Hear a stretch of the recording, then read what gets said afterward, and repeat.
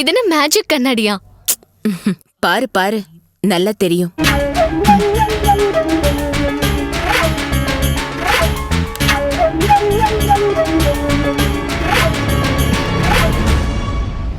நிமிமா, இதுல உங்க மருமக முகம் தெரியும்னு பார்த்தா ஏன் முகம்தான் தெரியுது? நீதான் எனக்கு மருமகளா வரணும்னு ஆசைப்படுற.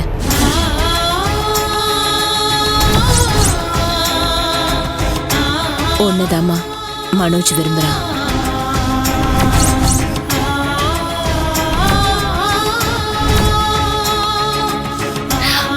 நிமிமா, என்ன சொல்றீங்க?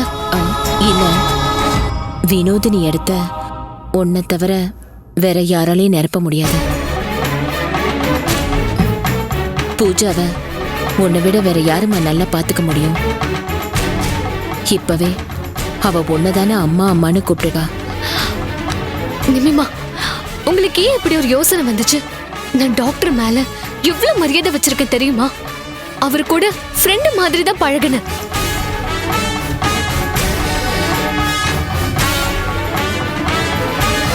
அன்னைக்கு அவர் என்ன கோயிலுக்கு கூட்டிட்டு போனப்ப கூட வேற யாரும் ஒரு பொண்ணை பத்தி அவரு சொல்ல போறாருன்னு தான் நான் நினைச்சேன்.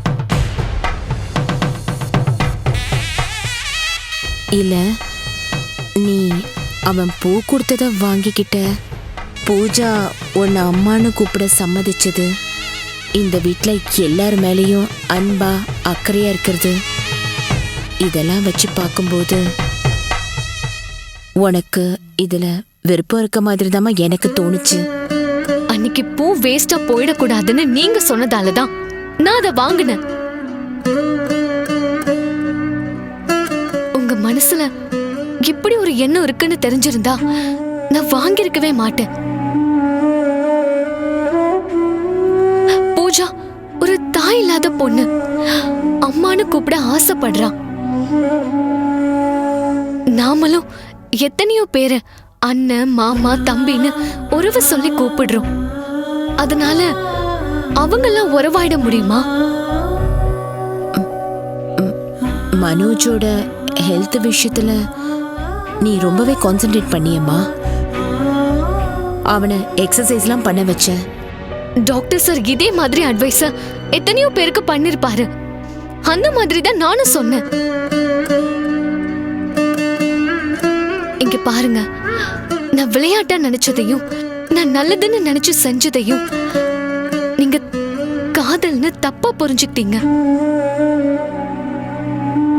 தெரிஞ்சோ தெரியாமலும் அப்படி ஒரு எண்ணம் வர்றதுக்கு நானும் ஒரு காரணமா இருந்துட்டேன்.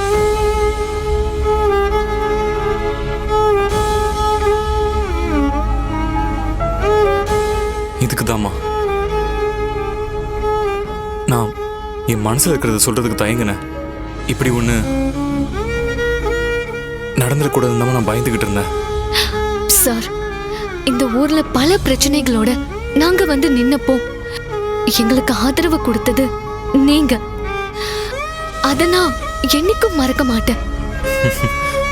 நான் எனக்கு மனைவி வேணும்னு ஆசைப்பட்டது இல்ல, பூஜாக்கு ஒரு அம்மா வேணும்னு தான் ஆசைப்பட்டேன்.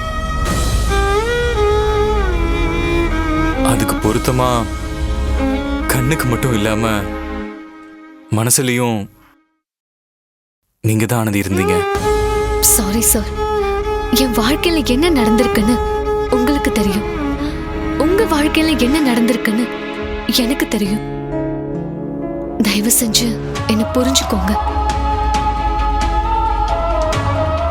இப்போதைக்கு யாரையும் கல்யாணம் பண்ணிக்கணுங்கிற எண்ணம் என் மனசுல சுத்தமா இல்ல.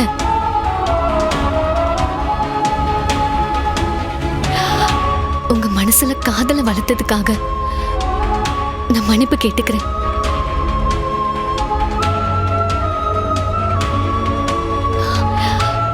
என்ன மன்னிச்சிருங்க. நான் வரேன் சார்.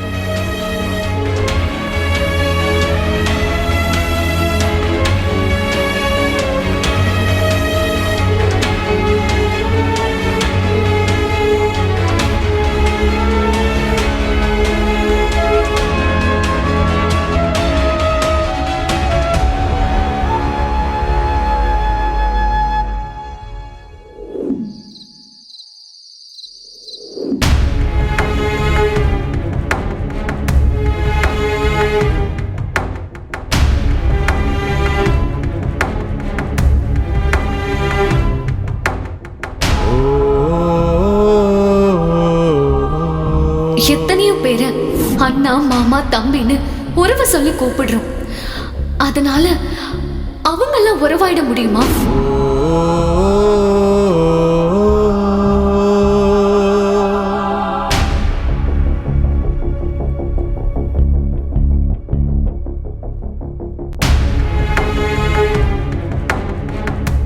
என்னப்பா மூட் அவுட்டாவே இருக்க? காலையிலேருந்து நீ சாப்பிடவே இல்லை. ஒரு டாக்டர் நீ, எத்தனை பேஷண்ட்டை நீ ஒழுங்கா சாப்பிடுங்கன்னு சொல்லியிருப்ப. இப்படி நீயே சாப்பிடாம இருந்தா என்ன அர்த்தம் சொல்லு. இல்லம்மா, ஆனந்தி என் கூட உங்க கூட பூஜா கூட எல்லாம் தினமும் சிரிச்சு பேசிதான் பழகுனாங்க. அத நானும் நீங்களும் தப்பா புரிஞ்சுக்கிட்டோமா? அதாம்மா மனசுக்கு ரொம்ப கஷ்டமா இருக்கு. இல்லப்பா, நம்ம சரியா தான் புரிஞ்சுக்கிட்டோம். மா, அப்படி நம்ம புரிஞ்சுக்கிட்டது சரினா ஆனந்தி அப்படி பேசிட்டு போயிருக்க வேண்டிய அவசியமே இல்லையம்மா. கண்டிப்பா அதுக்கு ஏதோ ஒரு காரணம் இருக்கும். அது என்னன்னு கண்டுபிடிப்போம். இல்லம்மா, என் பக்கம் அவங்க என் மனைவியா வரணும்ன்ற ஆசையை வளர்த்துக்கிட்டேன். நீங்க ஆனந்தி உங்களுக்கு மருமகளை வரணும்னு ஆசைப்பட்டீங்க, அவ்வளவுதான். ஆனந்தி மனசுல எதுவுமே இல்லம்மா. நான் இன்னொரு கல்யாணம் பண்ணிக்கணும்னு நினைச்சது தப்புமா. பூஜாவை வச்சுக்கிட்டு நான் இன்னொரு பொண்ணு மேல ஆசைப்பட்டது பெரிய தப்புமா. இதுக்கப்புறம் ஆனந்தியை நான் எந்த முகத்தை வச்சு பாப்பேமா? எனக்கு ரொம்ப அவமானமா இருக்குமா. ஹே, அதெல்லாம் ஒண்ணும் இல்ல, புரியுதா? நீ ஒண்ணும் தப்பு பண்ணல. காதல்ங்கிறது மனச பொறுத்த விஷயம். நீ தேவையில்லாம மனச போட்டு குழப்பிக்காத. இப்பதானே ஆனந்தி கிட்ட கேட்டிருக்கோம், அவ முடியாதுன்னு சொல்லிருக்கா. இன்னொரு தடவை முயற்சி பண்ணி பாப்போம். ஆனாமா, இப்ப கேட்டுப்பவே இவ்வளோ டீசெண்டா பதில் சொல்லிட்டு போயிட்டாங்க. மறுபடியும் போய் கேட்டா மரியாதையா இருக்காதுமா.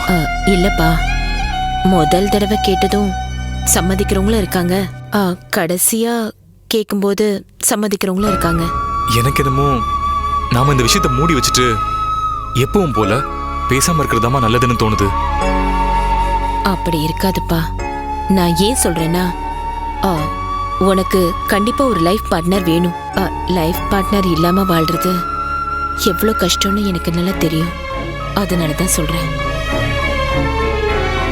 என்னமோ நம்ம வீட்டுல கல்யாணம் பண்ணவங்க எல்லாரும் துணை இல்லாம தான் வாழணுமோன்னு தோணுது. இங்க பாரு, நெகட்டிவா நினைக்காம பாசிட்டிவா நினைப்போமே.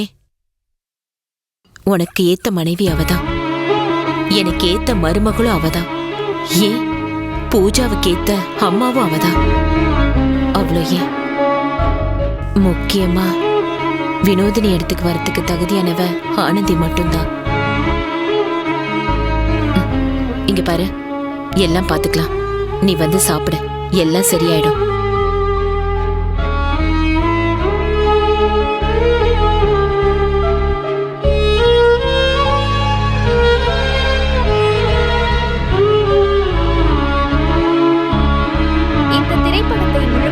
கண்டு மகிழ உடனே டவுன்லோட் செய்யுங்கள் Raj digital TV OTT app. வருடத்திற்கு வெறும் 299 ரூபாய் மட்டும்.